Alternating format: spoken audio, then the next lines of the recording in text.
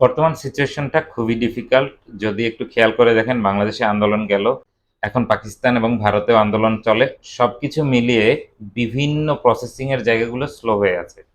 তো যারা ধৈর্য ধরে এতদিন ছিলেন আর একটু ধৈর্য ধরবেন, এছাড়া কিছু করার নাই। যারা অ্যাপ্লিকেশন করেছেন এবং যারা অ্যাপ্লিকেশন এখনো করেননি, করতে চান, তাদেরকে বলবো আপনারা ইন্ডিয়া কেন্দ্রিক করতে পারেন। ইন্ডিয়া কেন্দ্রিক কাজটা অনেক ক্ষেত্রেই স্মুথ, অনেক ক্ষেত্রেই কিন্তু এটা একটু ডিলেমা হচ্ছে, কারণ আন্দোলনের কারণে তাদের দেশে এক দফা দাবিতে অলরেডি আন্দোলন শুরু হয়ে গেছে মোদি পতনের।